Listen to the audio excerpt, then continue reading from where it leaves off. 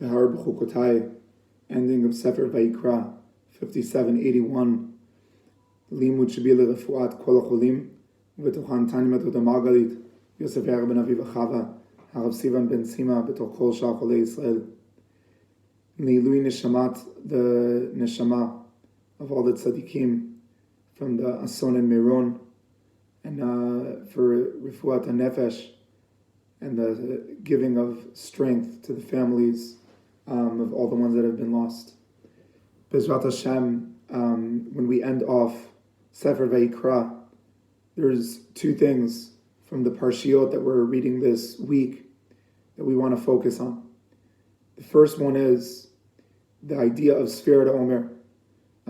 We're in Sfirat Omer, and in Parshat Behar we speak about Sfirat Omer, so to focus on that. And the second thing is the opening words of Parshat Bechukotai, Im Bechukotai Telechu, and to try and create a picture together from these two things. So to start off with Sfirat Omer, there's a interesting thing that we do when we count the Omer, and that we say the day, Hayom, Tisha v'shloshim Yom, and then we describe Shehem Chamisha Shavuot v'arba'a Yamim ba'Omer. So we describe the weeks and the days, and we need to count also the weeks and also the days. And it's a concept that we could already learn from the Psukim, the Sheva Shavuot, which means we count the weeks, Sfatam Chamishim Yom, we count the days. So we see that there's this need to also count the weeks and also count the days. But the question, I think, that's simple is, why can't we just count the days? And people, they know math a little bit, and they could figure out the weeks. What's the significance and the need to count the weeks and the days? And I think that if we think about it, there's a very big difference between the days and the weeks. When we speak about the days, we say, Usfartem lachem mimochorat Shabbat, right? And we speak about this idea, number one, that it's a sphira.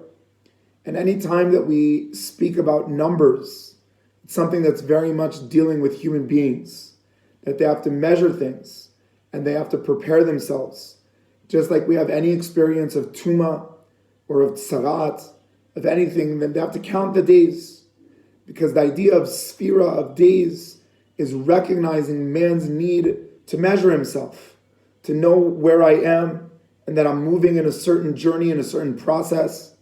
And so the days are very much dealing, the sphira is dealing with man's need to live within measures, and to measure himself, and to know that midot, like we speak about in Sfirat HaOmer, of Chesed and Malchut, and Yesod and Tiferet, all these sphirot, they come from the idea of measuring, and that each one needs to be in the right measure, and that Chesed on its own is not good, it needs Gvura. Gvura on its own is not good, it needs Chesed.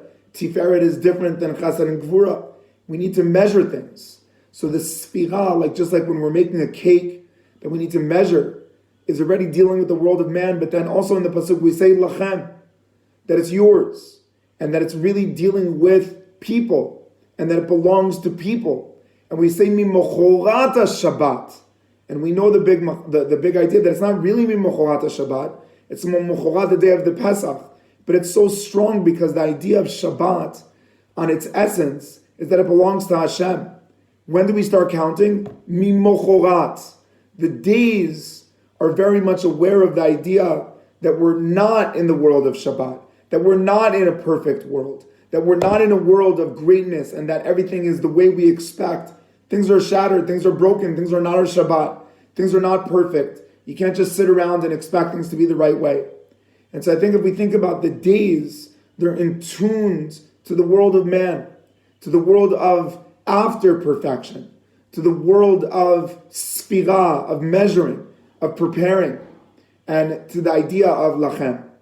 But when we look at the weeks, they're very different. It says Shiv'a Shabbatot Timimot, Tamim, perfect, complete. Tamim is complete. It's the opposite of a sphira. The Shavuot are showing another aspect of recognizing this idea of, although things are broken in the days, and things are shattered in the world of people, and things need measurements, there's also an idea of complete. And that's what the weeks are coming to resemble. The weeks were created by Hashem, and there have always been 7 days. They never change. They're Kriya V'Kaima. Shabbat, Sheva Shabbatot, is different than Mimochogat Shabbat. It's the opposite. It's the idea of Shabbat being something that is not in need of adding because it's perfect. It's not broken. And so I think when we think about these two things, what we realize is that there are two different entities of what we deal with in the world. That the days are dealing with the world of people that are represented with the world that is imperfect, that's shattered, that's struggling, that's challenged. Whereas the idea of the weeks is resembling the world of Hashem, the world of Shabbat, the world of Tamim, the world of perfect. And with that duality, we have to prepare for Ma'amad Har Sinai. And that duality is obviously what all of us are very much struggling with in the face of what we're seeing, with all the shattering and the pain and the antithesis of everything we expected, of an experience where it was all echad, where it became an experience of shever, of avelut, of ovdan, of an extreme shattering in the world that we live in. But it's still, we have to recognize that there is a shattered world and a beautiful world that live next to each other. The beautiful world, the one that Donnie Morris's parents were speaking about as their son represented perfection, represented a world of midot, that he was in a shir and everyone was speaking about improving learning. And he said, but what's the point of the learning if there isn't an improvement of midot and this perfect character that from the age of 7 was a chazan, and looking at that character and realizing that there is that option of people in our world that are walking angels, that are walking perfection, and recognizing that we're not there, all of us. We're not at that same level. We're not in that same space, but we're really torn between these two worlds. A world of sfira, of tum'ah, of shever, and on the other hand, a world that's still beautiful, a world that's still growing, a Yom Yerushalayim that's still coming, an expectation of Beit HaMikdash that we're yearning for, Tchiyat HaMeitim that we speak about, a world that there is no shattering, that there is no broken, and they live next to each other, these two worlds. And that's what we're doing in Sfirat Omer in preparation for Har Sinai. Realizing that the Torah represents the world of Hashem, that you can't touch. Torah Shebichdav is a perfect world, that the way it was given is the way it is, and it doesn't need any additions. Yet there's also Torah Shebaal Peh that deals with conversations and yelling and screaming and fighting and yes and no, and they live with each other, the Torah Shebaal Peh and the Torah Shebichdav. And that's our preparation for Ma'amad Har Sinai. The recognition that there isn't a world of perfect. There's worlds that need each other, that benefit each other, that build each other. And those are the two worlds of the Yamim Shvuim versus the Shavuot of Tmimut, of Tamim.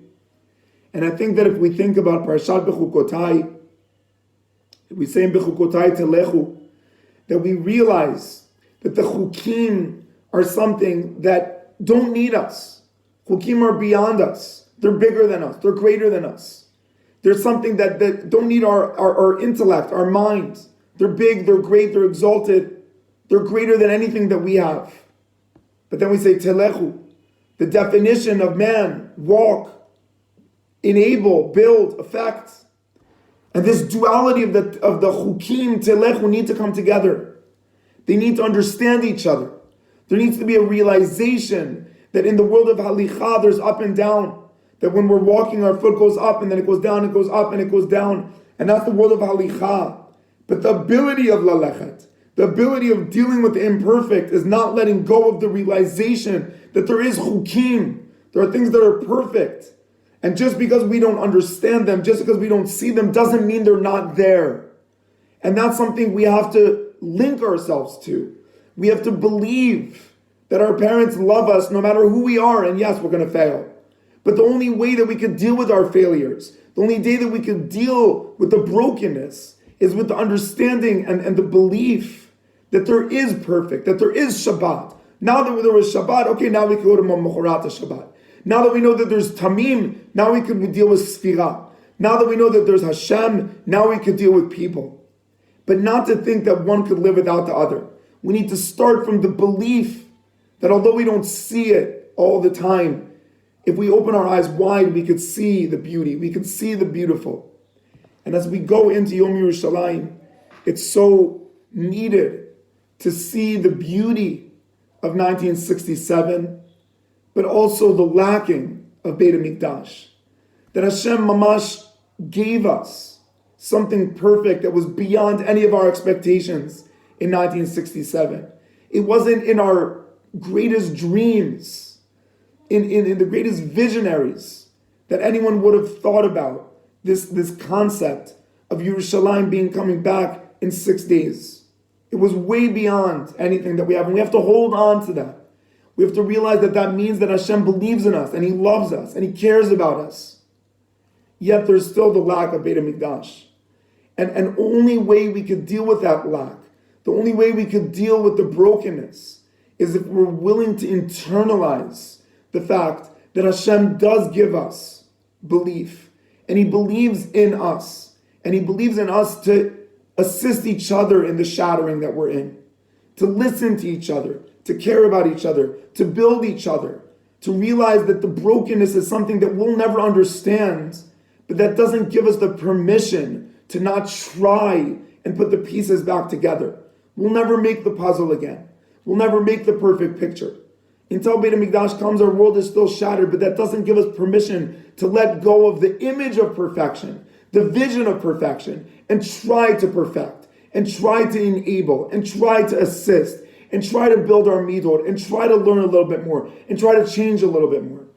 And so the bracha, as we walk in after a week of Avelut, and now families that are in Avelut for a long extent of time, knowing that the world is in Sphira, that we are in a world that needs to be built, but the only way we can build is if we truly, honestly understand the treasures that we have, and only with them we can deal with the broken glass. Shabbat Shalom.